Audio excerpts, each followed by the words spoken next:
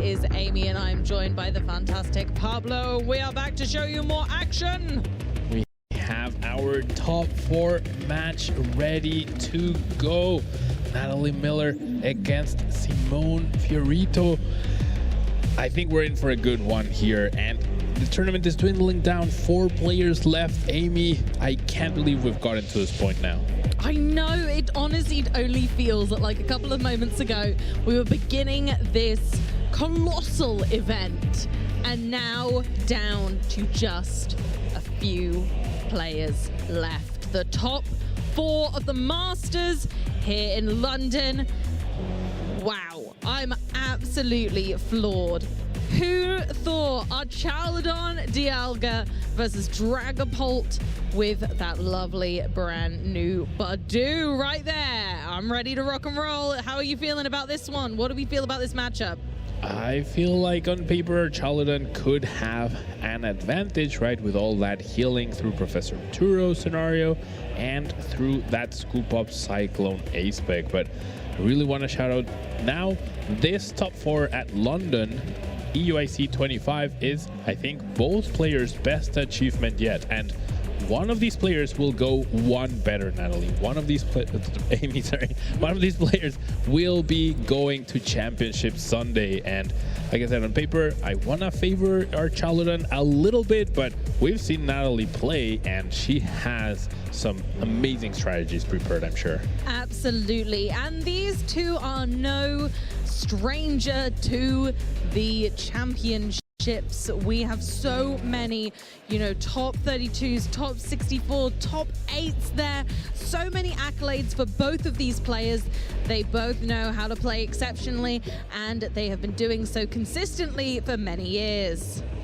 Yep, Simone getting a lot of those results. I do think this is their first top 8 and now top 4, right? So pretty amazing to do it in your home region as well.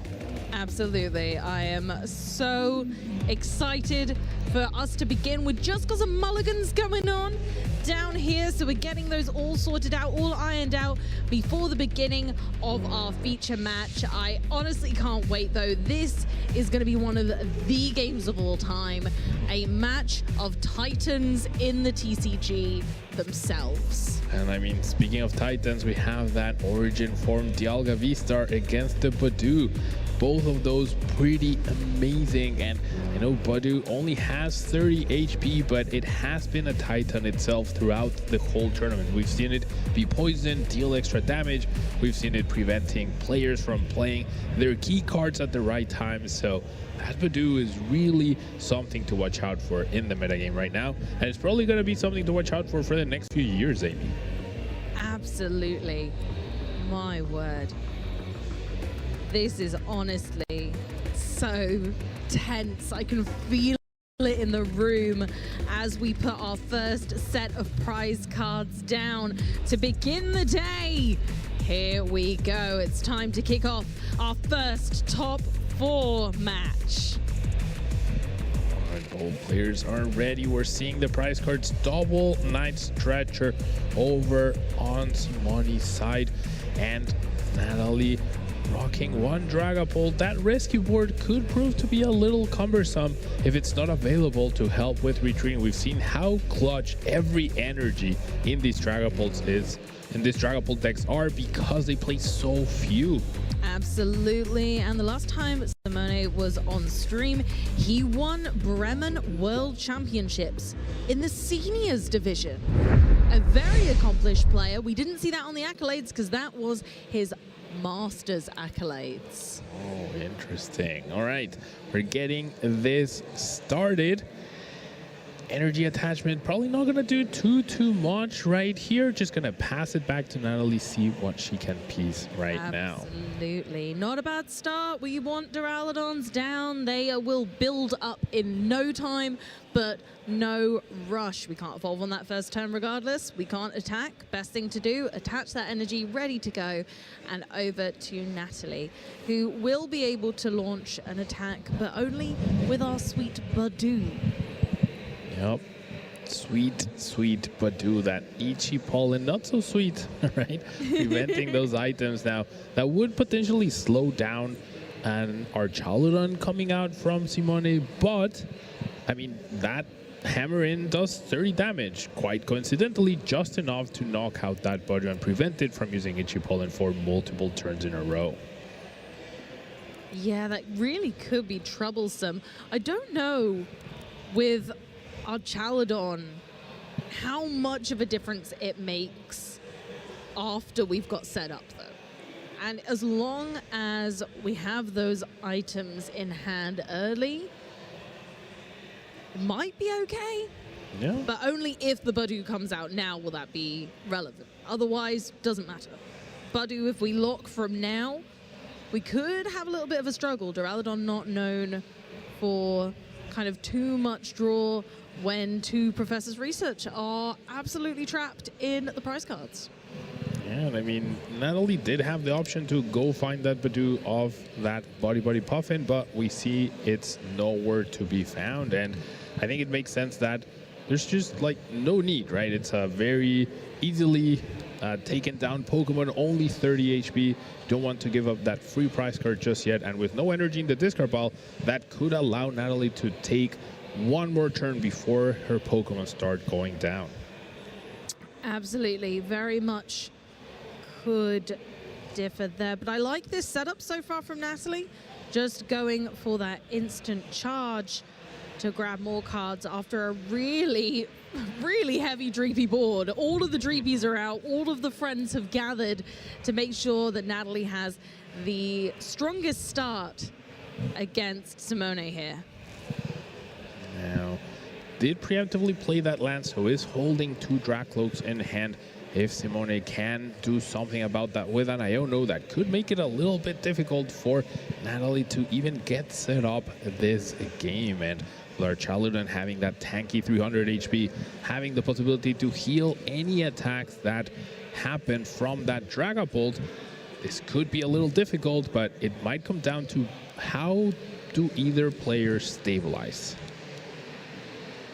Absolutely. Okay. The Luminion coming down is nice, but which supporter are we taking? It's going to be the research, so we're going to be really limited on those in the future, with this being the final Professor's Research. That Luminion is also a potential liability, right? It has that low HP of 170, perfect for a Phantom Dive. So, I mean, it can be picked up at a different point with Professor Turo, but then that means that card will not be utilized for an Archaludon itself. Now, no energy hitting the discard pile, I don't think, so we might not see an Archaludon here. Depends on what we get. Oh, there is an energy, my bad. I saw a Dialga, but I don't think we have an Archaludon yet. Okay, we can, invest a little way one energy. That's going to help us assemble that alloy when our Archaludon eventually does get played. I love the energy. These are the energies from the Terrapagos Premium Collection. You only get one of each per Premium Collection, so quite impressive to have managed to gather this many. Now that concealed cards, pretty clutch here, will be the only way to get extra cards and find that Archaludon to take down this Dreepy. One of the main reasons why Natalie chose not to go for that Badu, and it's gonna be pretty clutch here. There's the concealed cards. Can we get the Archaludon off the top? We need to get going, really. We need to be able to get started. We did! It was the final card of that concealed cards. We can evolve and activate that fantastic Assemble Alloy ability to bring Archaludon into a very prominent attacking position with Metal Defender for 220 damage, which very comfortably KOs this Dreepy. And this is part of the reason why this deck is so good, right? You don't need a lot to just really get going with a super powerful Pokemon dealing a very high amount of damage. And because it has a self-sustaining ability, you can just heal it and reuse it over and over with those Professor Turos. So Natalie already against the ropes, and this is just getting started. Absolutely. The battle has just begun, but Natalie's going in once again with that really fantastic draw engine, a recon directive. You can look at the top 2 cards of your deck, but one to the bottom of the deck and one in your hand, letting you cherry pick exactly what you'd like now and what you'd like later. And then depending on which other cards you sequence, you can either kind of choose to play something that will allow you to shuffle the deck, or leave those cards at the bottom so that they're there for later on when we don't quite need something yet. Yeah, those interactions with the bottom of the deck ever since we've had Marnie or Iono and now the Recon Directive from Drakloak have been very important to consider with your sequencing. Getting those decisions right or getting them wrong can be game ending. So we're gonna see that shuffle. Natalie found enough resources. I think we're about to see a Dragapult response to this Archaludon. Yeah, absolutely. And I don't dislike that. It can be a fantastic way to continue to even up that price trade and just stay on top of what your opponent is attempting to achieve. However, my concern here would be the damage that we're dealing. 200 damage is not enough to knock out an Archaludon, and Relicanth looms in the deck. Yep, Relicanth can allow you to utilize that Raging Hammer attack, dishing potentially 280 damage. Now, I'm not seeing any black build, that new supporter that could have allowed you to combine that with the Relicanth and deal 320 damage exactly, which would have been fantastic. So, gonna be safe from that, but the damage counter placement here has to be immaculate from Natalie to make sure that in the future turns, she's putting all these Pokemon in range. Absolutely, and that's the nice thing about this, is that Natalie can place some damage and then mop up later, and we can only Turo one Pokemon a turn, right? So we can only really kind of use that that fantastic supporter once. We do have a scoop up Cyclone, so there is potential for 2 in 1 turn, but that's kind of our max. So if Natalie spreads this damage around, then it could be Havoc going in for the Greninja concealed cards, just for that consistent card draw, which has been so helpful throughout this entire format. Now, Tour is not a perfect healing card, right? Because Assemble Idol only gets 2 energy from the discard pile, not 3. So every Turo needs to be combined with either a Night Stretcher or an energy attachment itself to make sure that you can continue to attack. It doesn't help if you heal if you're not able to continue to apply any pressure. Now, we do see that Professor Turo getting played immediately.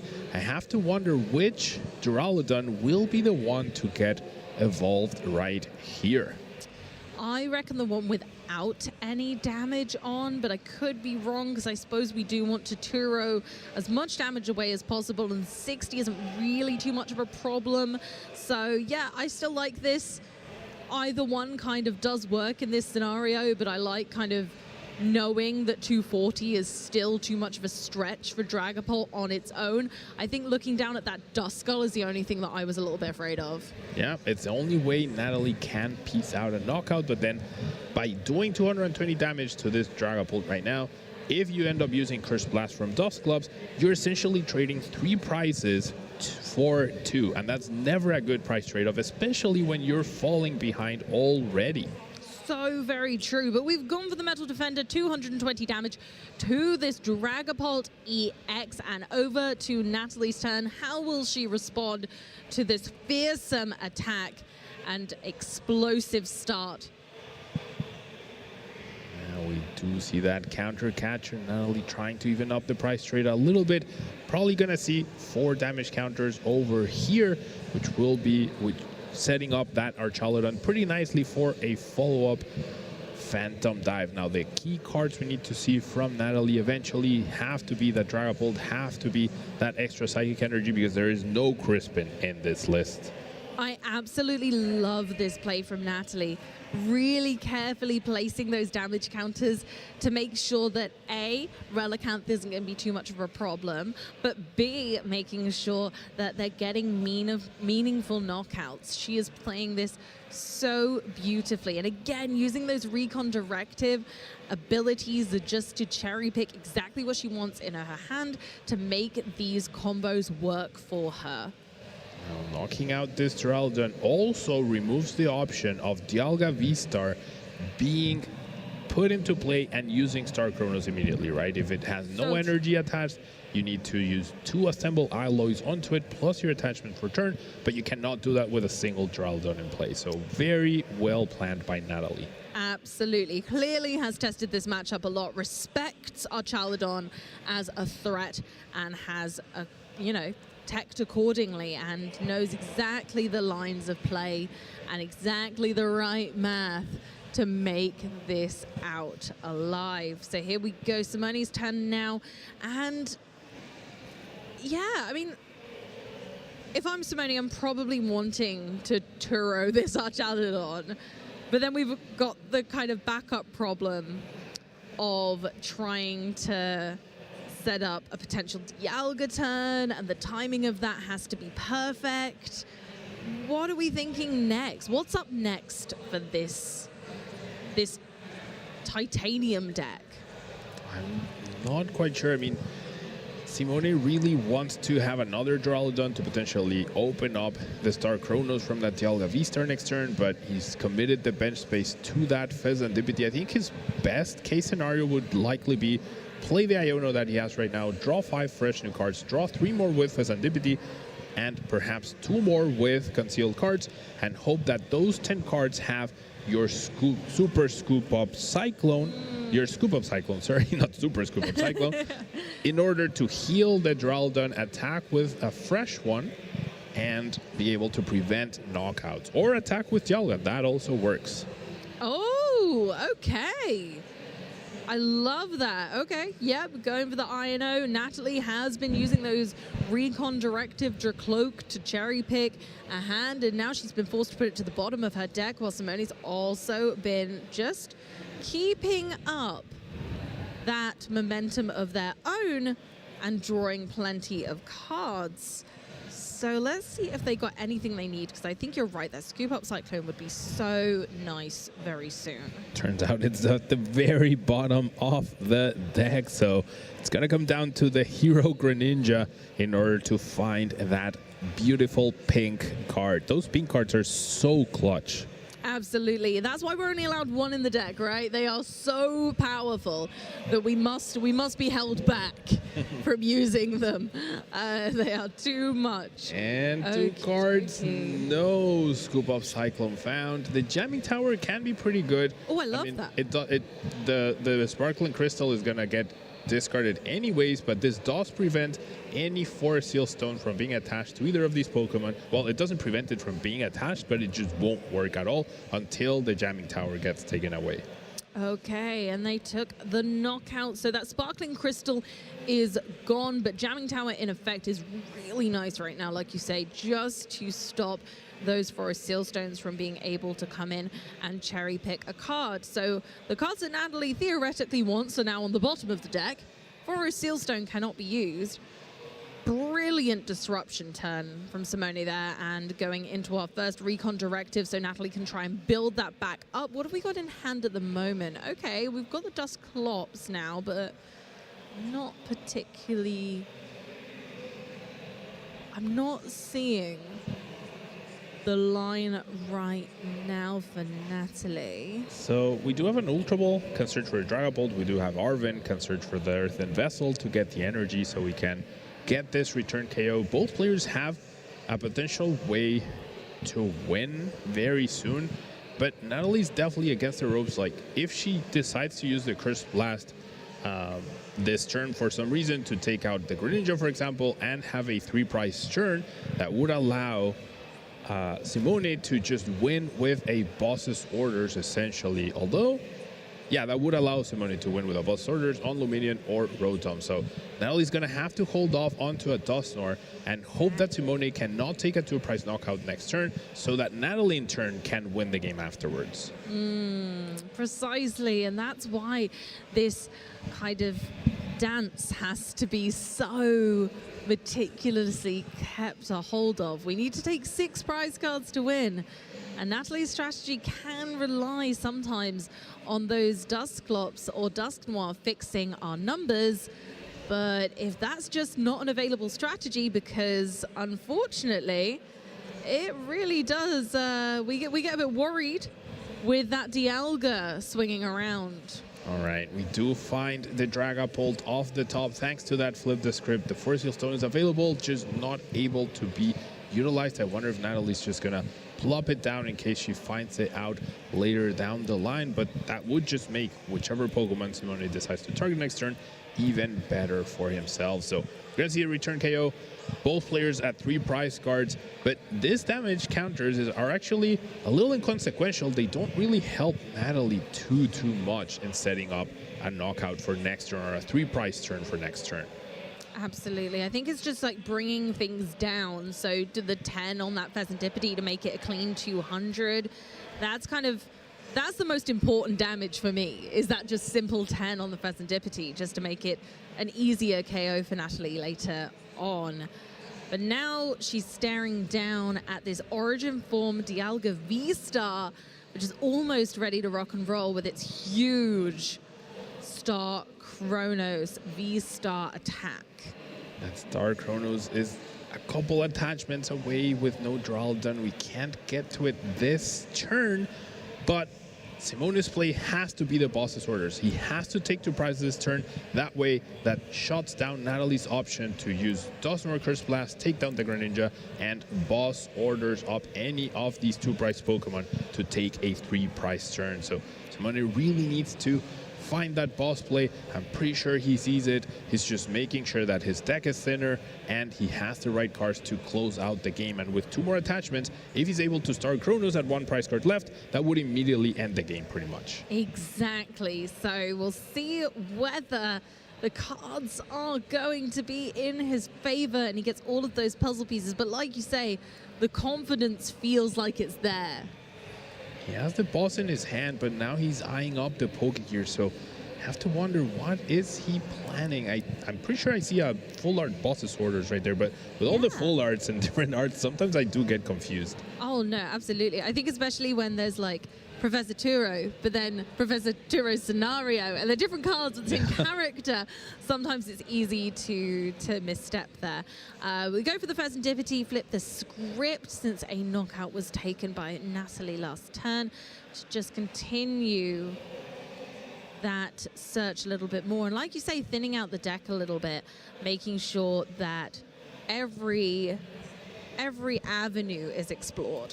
All right, 4 energies onto Dialga. No, we're thinning. We're digging more. I don't know. We find the pink card. Okay. That could be useful. I guess maybe trying to find the Thornton for this turn in particular. Scoop of Cyclone takes away the damage from the Greninja, takes away the possibility to take a 3 prize turn now with the Dusk Clubs as well. That's pretty big.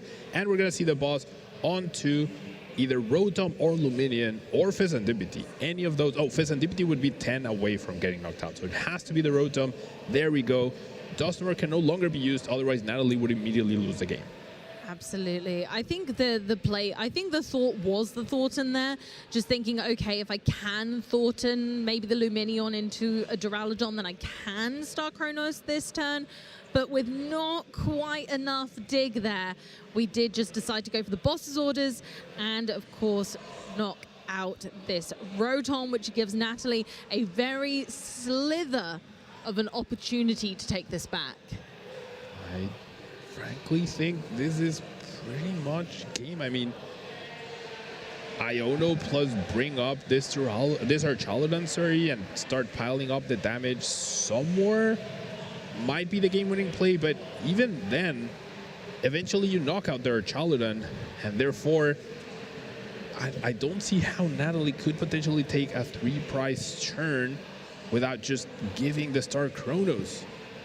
No, you're quite right. I mean, we've got 3 prizes left. The Pheasantipity is in range of the Dragapult, but I'm not seeing another way out yet, but if anyone's got a plan, it'll be Natalie.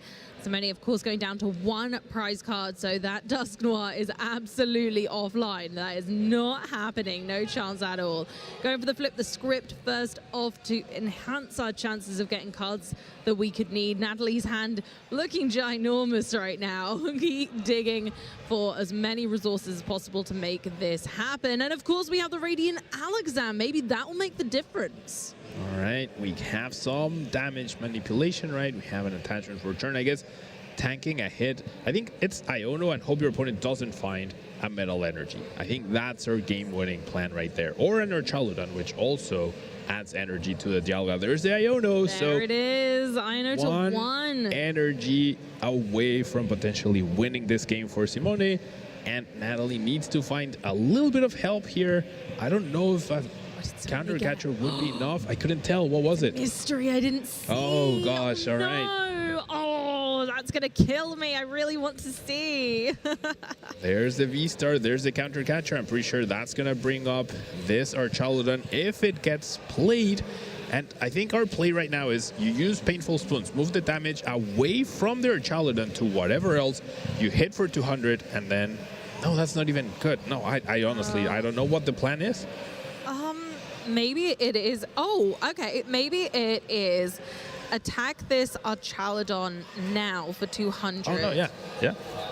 And then we can mop that up later. Well, we can transfer the damage to the Duraludon, right? Yeah. And that's a 3-price turn. You put all 6 from Phantom Dive, plus the 200 on the active, and then you're asking Simone, do you have a way to pick up or retreat this Archaludon? If not, Super Scoop Up Cyclone was your last turn. 1 Professor Turo is down, Artisan in hand, and Palpad has the top deck. I think Natalie has done it. I think Natalie has successfully avoided a slim defeat there by just making short of Simone's resources, and that is there's the fist bump. Natalie taking game 1 by storm. A comeback that could only be achieved by a Dragapult master at work. Iono making work when you don't take a knockout. We've been saying that all weekend. You Iono take a knockout when your opponent has Serendipity, they're just gonna get 4, 5, 7 new cards the next turn. But not taking a knockout, finding the line right there. Pretty amazingly done there by Natalie. Simone is so close, but seems like even though this is on paper a bad matchup, I've always said you can always overcome bad matchups. Nothing is decided on paper.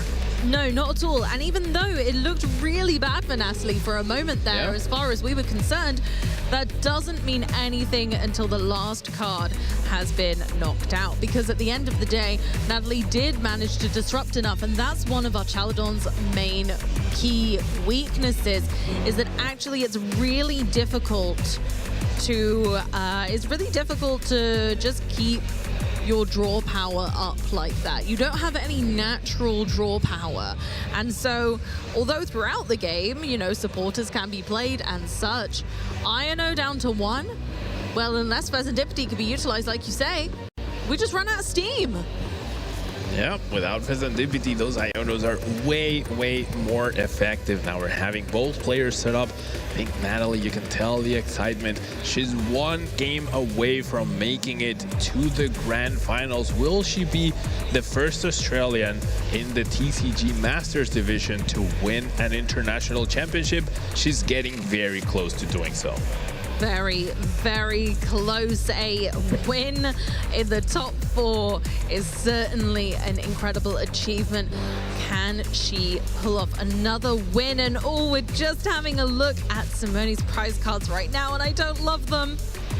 Yep, the pink cards right there. Everything else there's multiple copies of. Having a boss's orders at the top can be annoying, but that pink card could be crucial as we're waiting for Natalie to finish her setup after that. Well, again now, let's not discount Simone by any means. Dragapult was the most popular deck, and Simone is right here in top 4 of the International Championship, probably having gone through multiple Dragapults to get here. So if someone has the chance to beat what is right now the top Dragapult player in this tournament, it's gotta be Simone. 1000%. Absolutely. We've got so much on the table here. There is so much pressure, but if anyone can do it, Simone is going to be able to pull this out of the bag and show Dragapult that, you know, good old Bridge and God of Time combo can win over the dragons.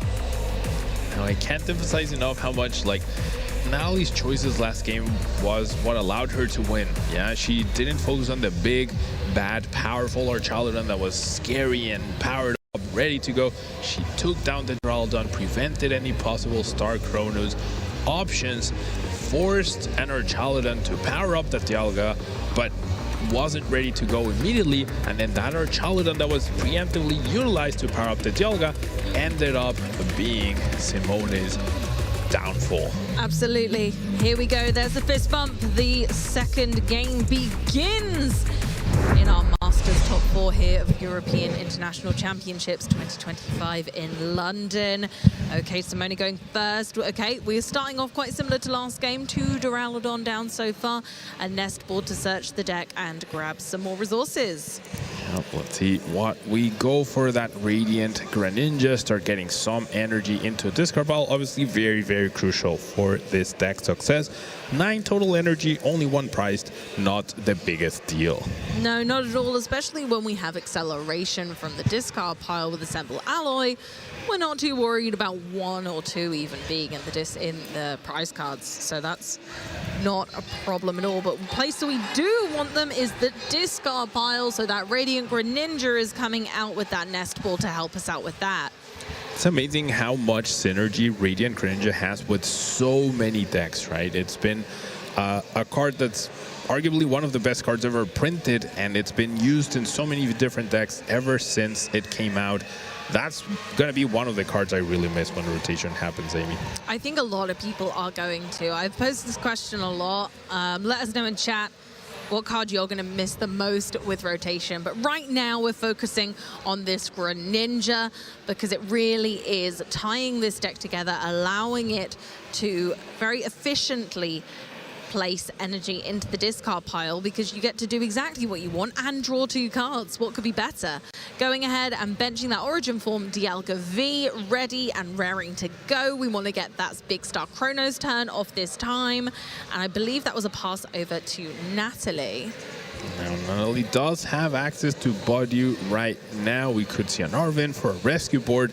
Get that into the active, try to slow down Simone just a little bit. Wouldn't prevent a knockout since that Hammerin can take down the Badu, but it could limit their options next turn. Now, Natalie gonna go ahead and check her prize cards, make sure that what she needs is available, and if it isn't, make sure that she's not planning to use something that she might not have access to.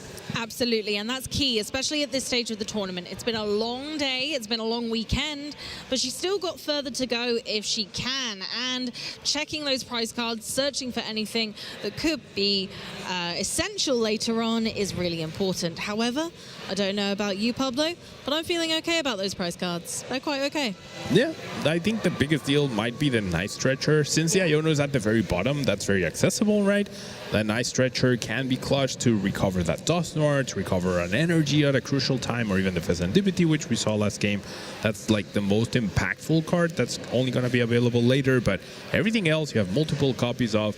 I think Natalie's going to be pretty content if she's figured out all 6 prize cards already, which I don't think anyone can figure them out this quickly. No, not at all. I think if she has, props to her, yeah. Wowza, because I certainly couldn't. It would take years of training, but if anyone can, it will be one of our top 4 competitors right now. Going for the Arvin. We love this combo. Arvin for Buddy Buddy, Poffin and Forest Sealstone on the first turn with a Rotom V in the active. Classic. Now, Natalie does have an Earthen Vessel in hand, has access to that Forest Sealstone as well. I feel like this, we want to commit an energy, of course, to a Dreepy, but we also would really like for this Rotom to survive next turn. So the only way to do it might be to just retreat into either Dreepy or the Badoo, and if you're going to lose a prize card next turn, might as well make it the Badoo instead of a Dreepy. I agree, and you know what, actually I really like that for another reason, is that we do have ways of accelerating Dragapult's energy cost with the Sparkling Crystal. So attaching and retreating with Rotom into Badoo here feels nice to, you're right, not only protect the Rotom, we get an Itchy Pollen in, which hopefully will slow Simone down, but also, yeah, taking a prize card, definitely want it to be a single prize Pokemon. Yeah, that's so key. I mean, Simone didn't win the previous game by one prize card, right? So if he had been able to take down a Rotom in the beginning instead of a Dreepy, maybe the outcome would have been different. So protecting those two prizes, super, super key. Did Natalie go for instant charge or Itchy Pollen? I didn't realize. It was okay. Yeah. So not even bothering. Pollen, so we don't have that. We don't have that item lock in effect. Natalie decided, no, I need more cards in my hand. Possibly not having enough resources to make a meaningful turn next turn. So vying for consistency rather than irritating Itchy Pollen right now. Now Simone's hand is very awkward. Has a boss, has a research, has a Turo, has two Night Stretchers, a lot of really good resources that you probably don't want to research away. Does have an Iono as well, which plays very nicely to counteract the Rotom's instant charge, but this discard of Night Stretcher and especially the Professor Turo can be problematic later down the line. Absolutely, it could very well be. And that's why Simone's going to have to be really gentle with their resources in this game. Going for the Chaladon off the Ultra Ball, evolving it, activates Assemble Alloy. The energy is going to go onto itself in this scenario. So now we're all ready to Metal Defender up and have 220 damage being put out to a poor Badoo.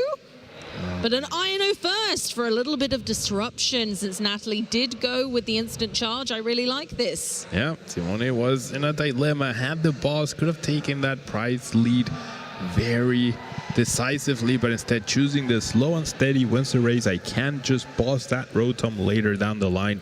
Better get rid of those extra cards that Natalie got, but she had 7 cards before the Iono. Now she has 6, and with her top deck, it'll be 7. So then that's where you wonder, was it really that effective? Now the cards have changed, but Natalie just had 3 random cards before, right? Now she has 6 random cards.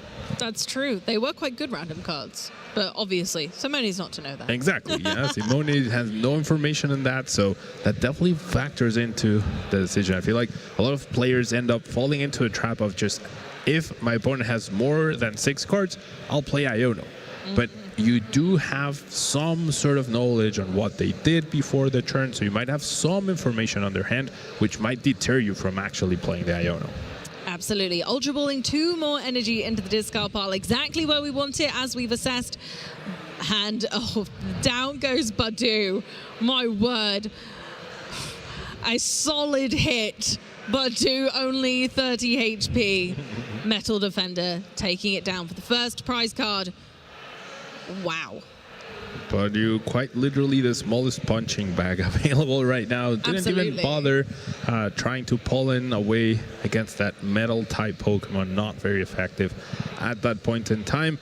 Now it's on Natalie to make something happen. Last time around, she immediately responded with Rare Candy, Dragapult, and that Sparkling Crystal.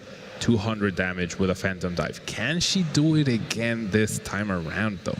We're going to have to thin the deck a little bit to see if we can achieve that. So I like the Pheasantipity ready to flip the script and see if we can absolutely do that with Natalie's hand, because it's not looking ideal right now from what I saw. Going for the Buddy Poffin, get one more card out of the deck, another Pokemon, a couple of Pokemon on board, I should say, another Dreepy and a Duskull. And now we're going to flip the script with a greater chance of seeing some cards that Natalie would ideally like. Big Pheasantipity here does find the Arven, has Rare Candy already, has the energy, so she can get there. She can grab Ultra Ball and the Sparkling Crystal, but the discard's going to be quite difficult to justify here. It really is. Oh, bless her. Yeah, that wasn't exactly everything that she would have hoped for. The Arven is great. Totally agree. Love to be able to get that sparkling crystal, but definitely some really tough decision making. It's been a long weekend. Is Natalie fatigued, or can she continue to battle on strong? Tough situation to be in. I think she's gonna commit to the Dragapult, but this will also leave her with nothing to follow up next turn. There's no Dracloaks in play and no Dracloaks in hand. There's nothing to do next turn really, other than, I mean, Phantom Diving again is pretty good, but what happens after, right? Your Dragapult gets 2-hit KO'd and you have no follow-up, and unless you manage to attach another energy, you're definitely not going to have another Phantom Dive, because there's no way to accelerate 2 energies onto the field in one turn in this list in particular. No, I think Natalie might have wanted to have seen Lance just to start to get that recon directive engine started. So although Arven's great, we love Arven, I think Lance would have been the nicer supporter to have played on this turn, just to continue our card draw potential and give us that for the rest of the game. It seems like the Forest Seal Stone was the tool of choice, not quite committing to the Sparkling Crystal. Therefore, we're not going to be seeing... I mean, we could commit to the Dragapult, we're just definitely not going to see a Phantom Dive. So first, we're going to go for that Dracloak, see an extra card, and then figure out our next step there. Yeah, I like this. I know it's frustrating to only get one Dracloak, but getting that draw engine online is essential when your opponent is disrupting quite so heavily with those Iono. Grabbing an Iono of her own, not going to be super useful right now. I think Natalie might be stuck in a bit of a corner. Yep. Instant charge. There we go. Straight on to Simone's turn, where he could pull forward and start to really take a dominating stance in this battle. I think Natalie's previous turn shows the incredibly high level she's at. I think a lot of players would have fallen into a trap of just going Rare Candy Dragapult. Sure, it's what my deck does, right? It's what I want to do. It's my main attacker. But then you leave yourself extremely vulnerable, and you're left wondering why you lost that game. Well, the reason is she had nothing to back that up. So Natalie, playing a slower game, knows she needs a much more impactful turn and follow-up turns before she can start committing to the board. Absolutely, and that, you're right, those are just the high skill floor level plays that we see at the International Championships. Of course, Simone has decided that that hand was no good, and we've got rid of all of those cards of Professor's Research, discarding his hand to draw 7 cards. What have we got going on? We've got, okay, Iron Bundle's an interesting one, and we're going to look like we're going to activate that Hyper Blower ability, forcing Natalie to switch the active Pokemon. Yeah, this is amazing at this point in time, because quite literally everything on Natalie's bench was incredibly valuable, right? You don't want to hand a 2-price Pokemon, you don't want to hand your energy attachment, and you don't want to hand your one-of Dracloak. So Duskull is the only option, but by not having access to Dusclops or Dusknoir afterwards, then that means this Archaludon is definitely not going down. Oh, not without a fight, that's for certain. Okay, Simone gets the first prize card, the second prize card as well there. My gosh, and that's the Scoop Up Cyclone now retrieved. So even then, we've got kind of backups and backups just coming to Simone in flurries now. As we move over to Natalie's turn, where things are looking slow and steady, but she may be able to pick up this race from here. Yeah, now having access to double Dracloak, having access to Pheasantipity as well. Not looking too bad. Missing pieces are the Dragapult and the Sparkling Crystal. We do have lands to guarantee one of them, but we're gonna go ahead and go for the Iono, hope to draw one of the pieces, and then we can Forest Seal Stone for the other one. Absolutely, and we've still got those recon directives. Natalie actually has a lot of card draw online here, and putting Simone down to 4 cards, maybe that's just what she needs to just take that step ahead. We're going for the flip the script, that's 3 more. I'm not seeing a Dragapult yet. Don't think I saw it either. Okay, there we go. There's the Dragapult. I believe there was an energy in hand, which we've already attached for turn. That Dreepy. That Dreepy was in the active, and yeah, it was hyper lowered to the bench, and it was blown away to the bench, and now it can be a Dracloak again. going for a recon directive. Natalie secret squirreling away a card there to the bottom of the deck. Making sure those sweat marks are gone. Okay, nice. All right. We've got Counter Catcher and all sorts. This is a nice array of cards, but still we don't have the damage output that we really need. Natalie, of course, a pro at placing those damage counters last game, though, may still show that some clever mathematics can make this work. Gonna commit the Force Seal Stone, go grab that Sparkling Crystal. It was the next card at the very top. It always is. It always is, Pablo. Right, and then I think we have a way to get that Duskull into play. Natalie's already behind 2 prize cards, but if you're gonna have to make your opponent go through 2 Dragapults, then you can afford to give up 1 more prize card, right, and still force your opponent to go through those 2 Pokemon. So does have that option. I don't think we're seeing the commitment just yet. No, we are going to see the Ultra Ball, go grab that Duskull, establish that option, right? This opens up options, and it's what Natalie needs. Yep, absolutely. Giving yourself full flexibility for the rest of the game is essential, and also thinning the deck a little bit of a card that would be better benched now than later, so that it has the potential of evolution. So much better to get that down right now. We're going for the Counter Catcher on the Dialga V-Star to place damage there. Dialga currently having no energy. It kind of locks the energy on that Archaladon on the bench, which is fun. Like, there's a nice little play, I feel, from Natalie, making sure that the Dialga, with no energy on currently, only 3 available in discard, just wouldn't be enough right now to power it all the way up. Another important piece of information is that 2 Professor Turos are right here in the discard pile. They have been discarded off of those researches, and therefore picking up this Archaladon and getting the energies that you mentioned into a discard pile looking quite difficult. And even if you had them, you still need 2 Archaladons to make anything significant happen. Now, we do see a stretcher for the first one. Okay. Can we find the combination? Cards. Here we go. That's 2 more cards. Let's see if they help. Research. That's pretty good. Okay.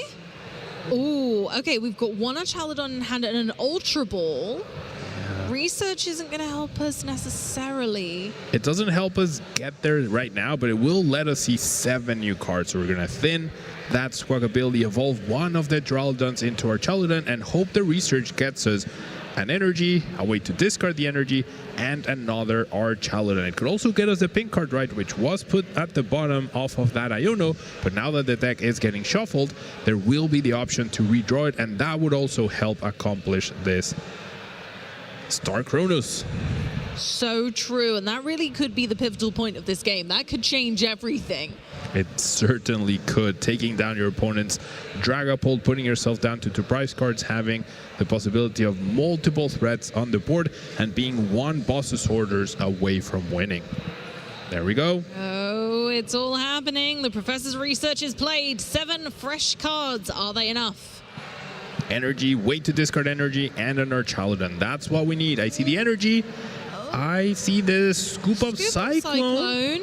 So that would do it, right? Because it would bring up the Archaladon. That would give us another Archaladon and the energy, right? If there's an Earthen Vessel, which, yeah, I think that does it. I think, yeah, that absolutely does it. And then we'll be able to pull off this Star Chronos shenanigan turn.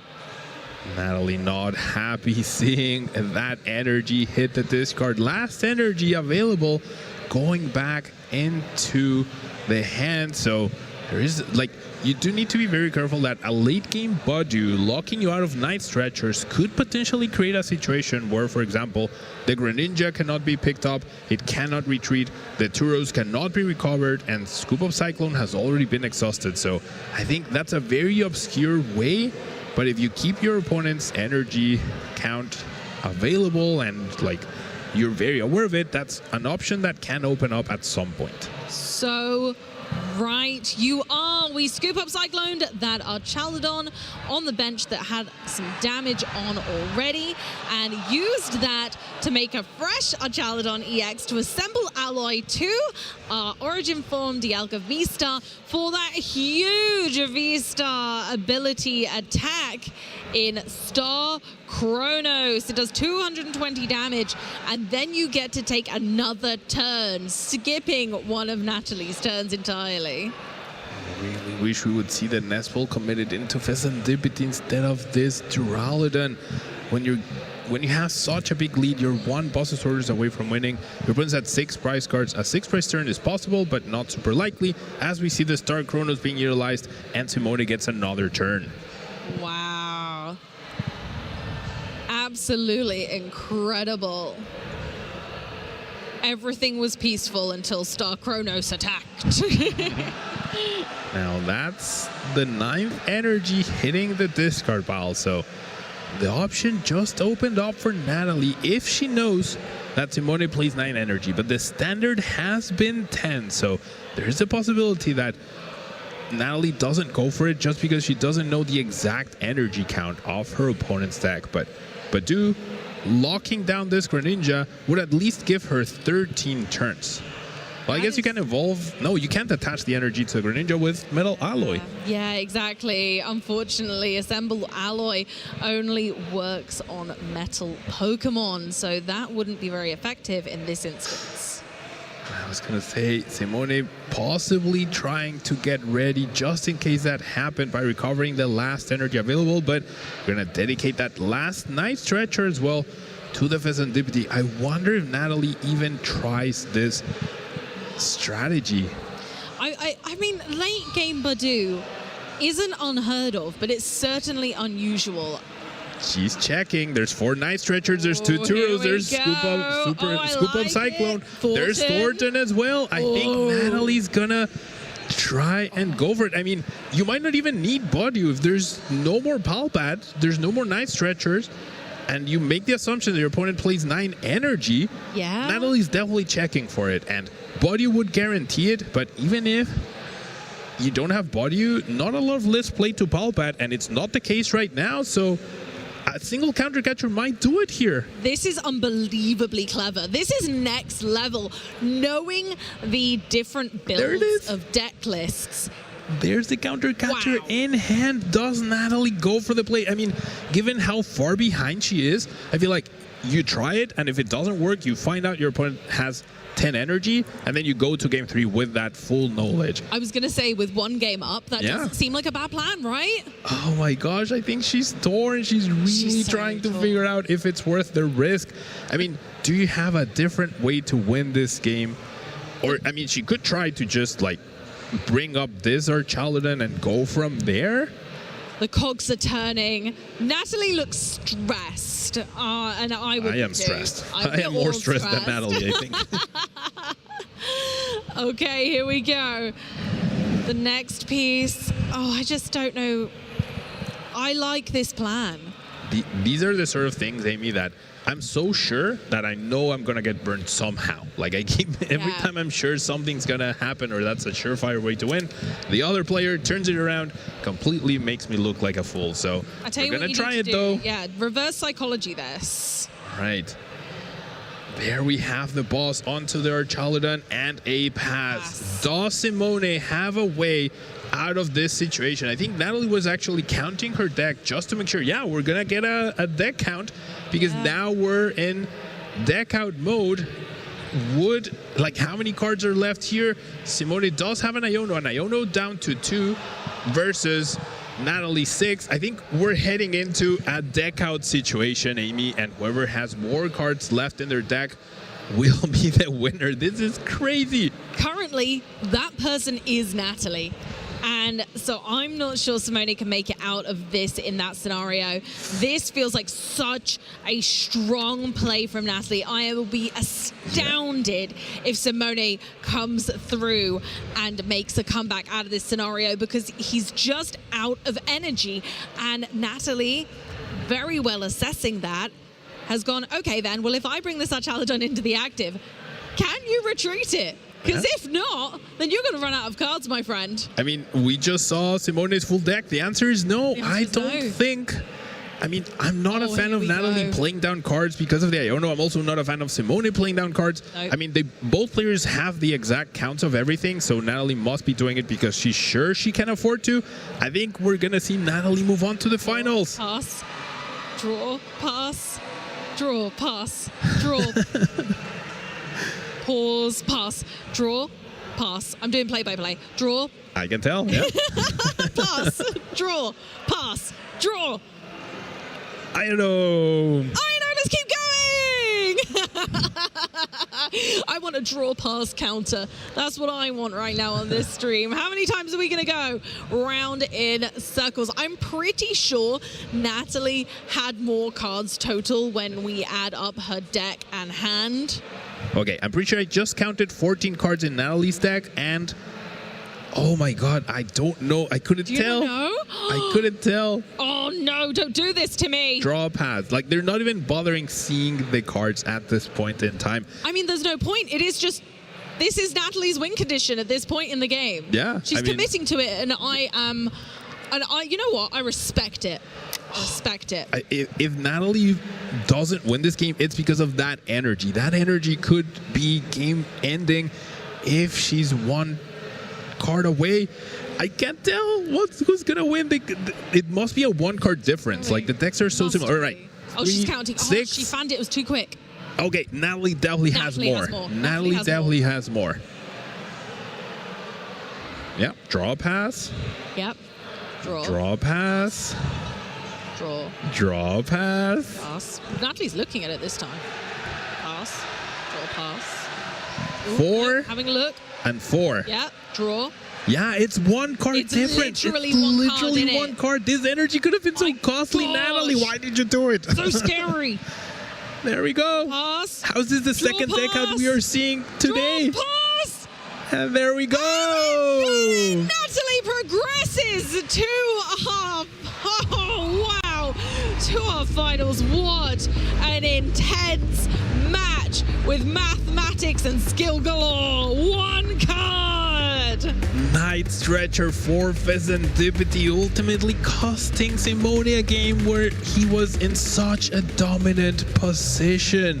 Wow. Lost the Turos along the way, lost the Palpad. You have to wonder if that Iono in the beginning, I think, would have been a better choice than the Research, which was so aggressive. But Natalie finding the perfect opening. Top level play we are seeing from Natalie this weekend. I did not expect to see Dragapult to go for a deck out win condition, but there are 3 ways to win in the Pokemon TCG, and Natalie is showing us, well, she's showing off. She's showing off the breadth of our game, and I love that so very much. Well done to Simone for getting this far with such an innovative deck. Love seeing to Simone for getting this far with such an innovative deck. Love seeing our Chaladon climb to the top, but unfortunately it fell at this hurdle.